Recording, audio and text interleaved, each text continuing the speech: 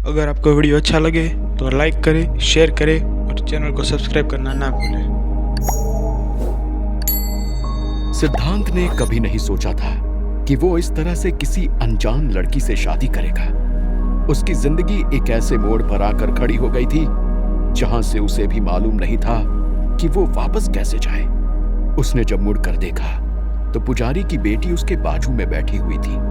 वो सिद्धांत को इस तरह से देख रही थी जैसे कि वो उसे अपना पूरा संसार मानती हो। सिद्धांत ने फैसला कर लिया था कि वो जल्द से जल्द रेवती को सच बता देगा।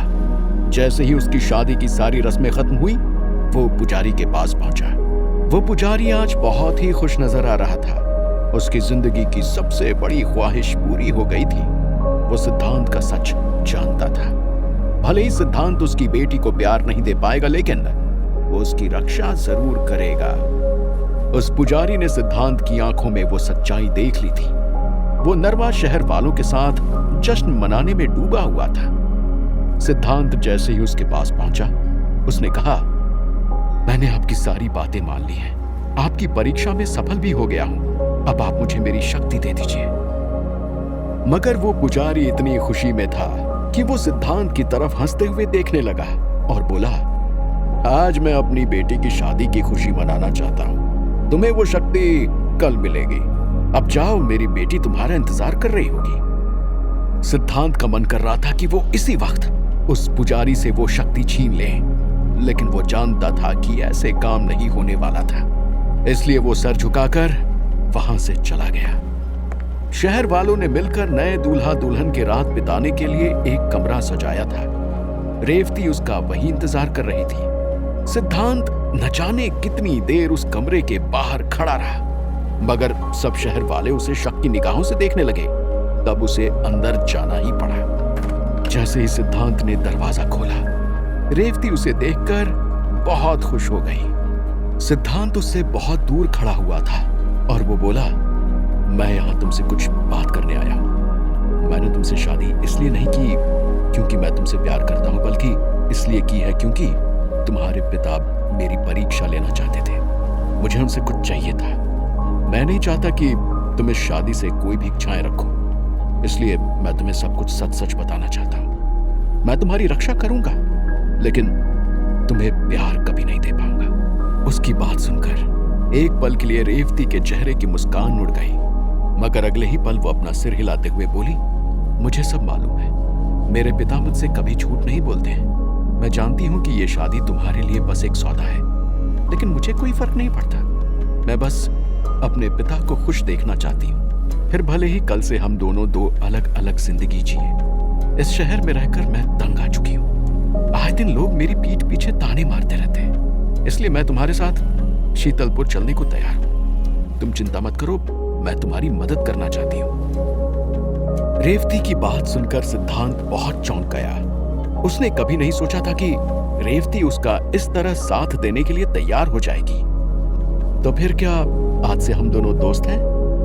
रेवती ने सिद्धांत की तरफ अपना हाथ बढ़ाते हुए कहा। सिद्धांत के चेहरे पर एक बड़ी मुस्कान आ गई और उसने रेवती से हाथ मिलाते हुए कहा, मैं तुम्हारा हमेशा शुक्रगुजार रहूंगा। इसी तरह उन दोनों ने रात बिताई। रेवती ने सिद्धांत को अपनी जिंदगी के बारे में बताया और सिद्धांत ने रेवती को अपने बारे में बताया। सुबह सूरज की पहली किरण पड़ने से पहले ही वो दोनों बहुत अच्छे दोस्त बन गए थे।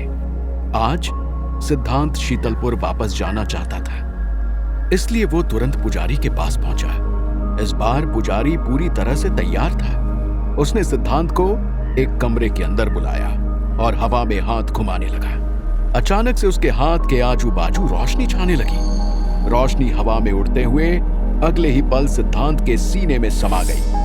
एक पल के लिए सिद्धांत का शरीर ऊपर से नीचे तक कांपने लगा, मगर अगले ही पल वो पैर से लेकर सर तक अदृश्य हो गया।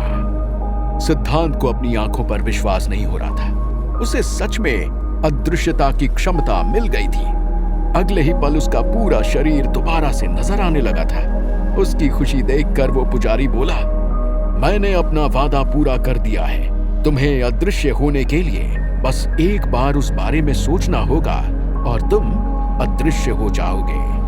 सिद्धांत मुस्कुराते हुए बोला, बहुत बहुत शुक्रिया, मैं आपका एहसानमंद हूं। फिर वो पुजारी जवाब देते हुए बोले, इतना खुश होने की जरूरत नहीं है, हर ताकत की एक सीमा होती है, इसकी भी है। उसने सिद्धांत की तरफ एक अजीब से रंग की मोमबत्ती आगे करते हुए कहा, तुम्हारी ये शक्ति तभी तक बनी रहेगी जब तक ये मोमबत्ती जली हुई है, मगर जैसे ही ये बुझ जाएगी तुम दोबारा से सभी को नजर आने लगोगे।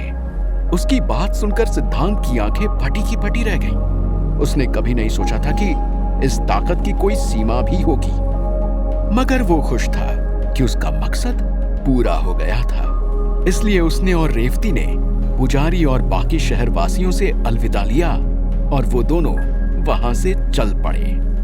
वहीं दूसरी तरफ विक्रम, वेदिका और इंस्पेक्टर रौनक जल्दबाजी में वेयरहाउस का दरवाजा खुला छोड़कर आए थे।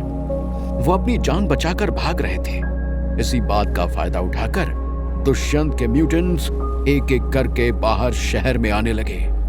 जब वो तीनों एक सुरक्षित जगह पर पहुंचे तो हांफते हुए विक्रम ने कहा, हमें इस पागलपन को जल्द ही रोकना पड़ेगा, नहीं तो हमारा शहर खतरे में आ जाएगा। इंस्पेक्टर रौनक ने भी अपनी बंदूक अंदर रखी।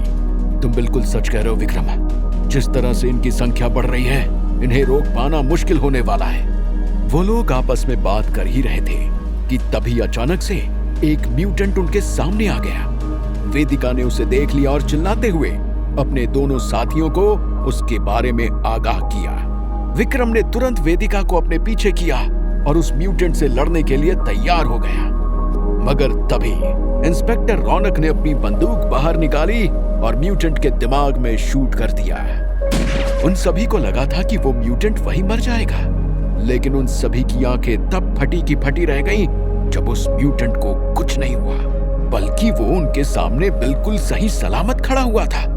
उन सभी को अपनी आंखों पर विश्वास नहीं हो रहा था। उन्हें लगा था कि वो म्यूटेंट को मारने का सॉल्यूशन ढूंढ चुके हैं। दरअसल कुछ दिन पहले डॉक्टर वीरेंद्र को इस बारे में मालूम चल गया था, इसलिए उन्होंने अपने ड्रग में कुछ इस तरह के चेंजेस किए थे जिसके कारण अब वो सारे म्यूटेंट ब्रेन डेड हो चुके थे। उनके दिमाग का सिर्फ एक छोटा सा हिस्सा काम कर रहा था जो कि उन्हें मरने से बचा रहा था। इसलिए अब उन पर गोली का भी कोई असर नहीं होने वाला था। अब उन्हें मारना मुश्किल ही नहीं बल्कि नामुमकिन हो चुका था। किसी को नहीं पता था, मगर इतिहास अपने आप को दोहरा रहा था। वो म्यूटेंट रुका नहीं, बल्कि उसने विक्रम और रौनक पर वार करना शुरू कर दिया। वहां सिर्फ एक ही म्यूटेंट होने के कारण वो दोनों उससे लड़ पा रहे थे, मगर वो बहुत ही ताकतवर था। कुछ ही देर में लड़ाई पलटने लगी। वो म्यूटेंट उन पर ओवर पावर करने लगा। वेदिका खड़ी खड़ी ये होते हुए नहीं देख पा रही थी। उसने यहां वहां देखना चालू कर दिया। वो जंगल के एक सुनसान जगह पर खड़े थे। वो जानती थी कि उसे कुछ करना होगा, नहीं तो उसके दोस्त अपनी जान खो देंगे। वो भागकर जंगल में कुछ ऐसा ढूंढने लगी जिसकी मदद से वो उस म्यूटेंट को बांध सके, मगर उसे कुछ भी नजर नहीं आ रहा था। अचानक से उसकी नजर अपने दुपट्टे पर पड़ी। उसके दिमाग में एक आइडिया आया। वो भागते हुए विक्रम और रौनक के पास पहुंची।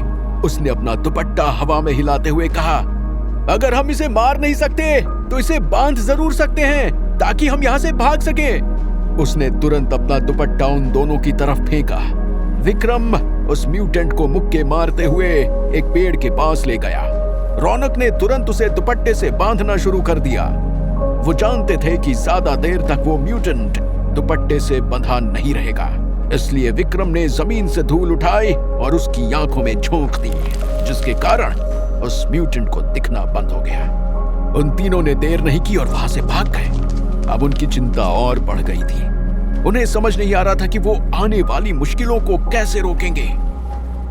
वहीं दूसरी तरफ सिद्धांत रेवती के साथ शीतलपुर आ चुका था। सिद्धांत अपनी क्षमता का उपयोग करके जल्द से जल्द सब कुछ ठीक करना चाहता था, इसलिए वो तुरंत मोमबत्ती जलाकर आर्यन के अड्डे पर पहुंच गया।